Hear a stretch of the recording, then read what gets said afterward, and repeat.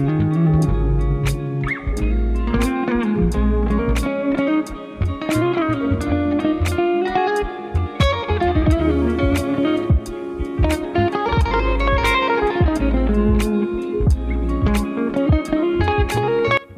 up, players? Welcome to the Nasty Soul channel. Today I'm going to show you my techniques on how I transcribe solos.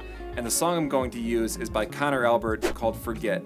Now, he's a super tasteful new player on the scene, and this solo is just fantastic. So I love it, and I highly encourage you to watch this video and use the techniques to transcribe the solo for yourself.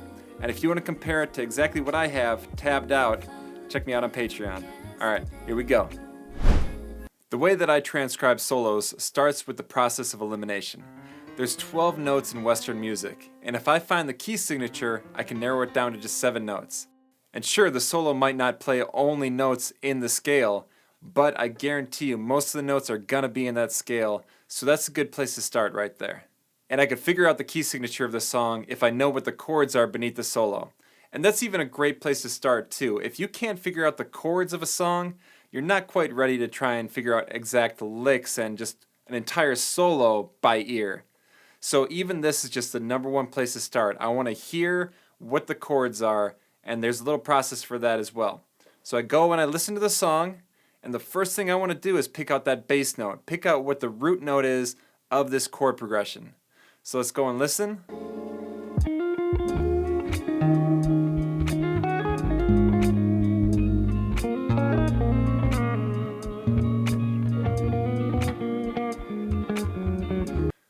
So as I'm listening to the song, I'm trying to hear that lowest note, that bass note, and try and cop it with my guitar and see what those notes are, and then I'm able to pick out this E flat, A flat, and then a B flat, it's like B flat again. So that's kind of where we're at. So I have my bass notes. Now I want to think about what type of chord is it, and starting just in the basicness, major or minor. So I have my bass notes, I'm very confident that it's those notes, and then I try and play the chord. I hear the first chord, I try an E minor over it, that sounds kind of right. Maybe I'll try an E major just to check. It doesn't sound quite right. E flat major. So I hear that, I'm like, okay, E flat minor, yeah. Go to the next chord, A flat, try major or minor, major. And the next one, this is a little bit interesting. There's 2 B flats, but you could hear the second B flat, it's got a change in tone. So what's happening is it's going from B flat minor to B flat major. Okay, so that's our core, just general harmonic structure of this song.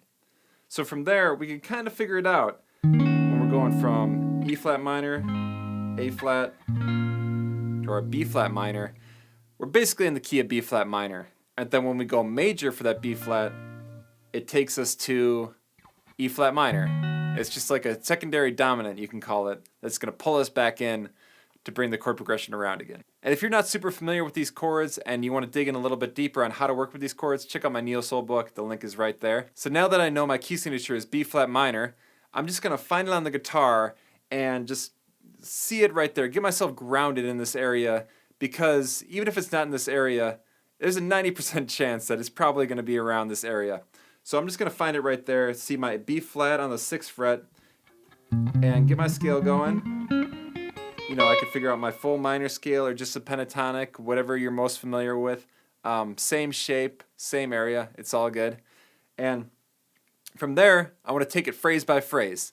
So I listen to the first phrase, and even the very first note, obviously, I just want to get started and where it's at on the guitar. So I listen to it. Okay, I hear that first phrase, and I could just, you know, whatever level your ear is at, you still have an idea of low and high, and that's what we're training. We're zeroing in what's high and what's low, and we're zeroing it into this exact note, right? So if we hear that first phrase, I know it's not down here, right? Like, anyone can tell that. You don't need to be a pro at ear training to know that it's not a super low note, right? And we know it's not all the way up here, right? It's not all the way up there, so it's somewhere around here. So I take my scale. I already hear it. Ba-da-da-da-da-da. No? Ba-da-da-da-da-da. All right, cool. So I kind of have the right area, and I listen for it. Yeah. Okay, so I kind of have that first part. And then after I got my general notes down, I listen for the little inflections, right? I want the notes first, and then I'll grab these guitar inflections, right? Like there's a slide in there. Okay, yeah, so I slide on that first note and I hear that, and I'm able to transcribe it exactly how he plays it. And even the next guitar inflection might be vibrato, right? Where is he putting in the vibrato? So then after I get that very first phrase, I go on to the next phrase and just take it phrase by phrase. You don't want to go all crazy at once, just phrase by phrase, listen for it. Okay, what's the next phrase? Ba-da-da-da-da-da. Cool, and just continue on. Just try and find that first note of the phrase. Now as I'm going through my transcription, phrase by phrase, just picking it out, getting the notes right, then adding on the inflections, any guitar moves, slide, vibrato, hammer-ons, getting that together. I'm feeling great about it. Then all of a sudden I hear a faster run. It sounds a little bit something like this. And that could be a little overwhelming, but most of the time when we hear a fast run, it's either going up or down the scale, or maybe an arpeggio, but there's definitely something consistent in there. So if I know what the scale is, I could go down that scale and, start right there. So when I hear this one, the things that I kind of want to find out are what's the first note and what's the last note, right? So I could just hear generally what the area is that I'm dealing with. Is it going directly up the scale or down it? Are we skipping some notes? What's happening? But I want to start off with just my spectrum of notes that I'm going on this run. So I hear that first note, and I'm going up the scale, and then I got my lick on the top, and I go down, and I hear that A flat, and I just piece it together.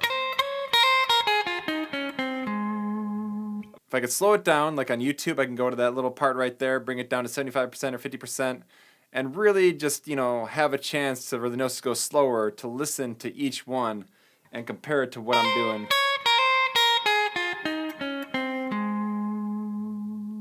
And then I'm there. And that's basically everything right there. It's a process of elimination.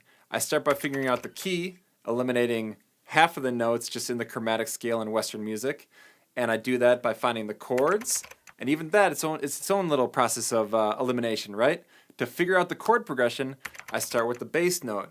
And then I decide if the chord is major or minor. And then if I want to take it a little bit further and actually figure out that rhythm part, I'll decide which the extensions are on top of that chord. Is it a 7 chord? Is it a 9? Whatever the options are. But with just the major minor chord and the bass notes, putting that together, I should be able to figure out what the key signature is. And then there I have my scale for my solo. I find my pattern and I use my ear. Is it higher or lower from where I'm at? I zero in on it and take it phrase by phrase, right? That's the important part. Don't take it all in once. Take a little phrase, a beginning and an ending. Hear it. Try and find out just that first note. Build it. And especially for faster runs, find that last note too so you know what your spectrum is of what you're dealing with. Is it going across the whole neck? Is it going across just this little area? And then add in your knowledge of what the scale is and different variations that are typically used in the scale.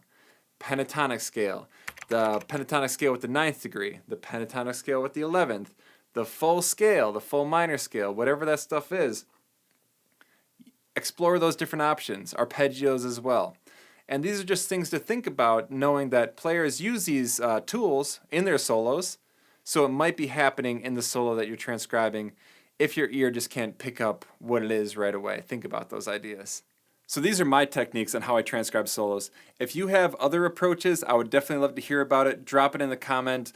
Let me know that your approach to transcribing solos and just what you do, and hopefully the rest of us can learn and compile all these ideas. And of course, if you want the tab that I made for this song, it's all on my Patreon. There's additional exclusive lessons, backing tracks, whole bunch of cool shit that goes along with this channel. And of course, you help support this channel, keep it alive, keep it growing. Thank all you guys who are already out there supporting. And if you want to learn a little bit more about chords, neo-soul, just get a good comprehensive guide, check out my neo-soul book. It's right there. You can check out some vibes on the link. It's just a really great thing. I've gotten great feedback from it. So check it out if you want a comprehensive guide for chords, solos, and how to approach the neo-soul guitar style. All right? So keep jamming and stay nasty.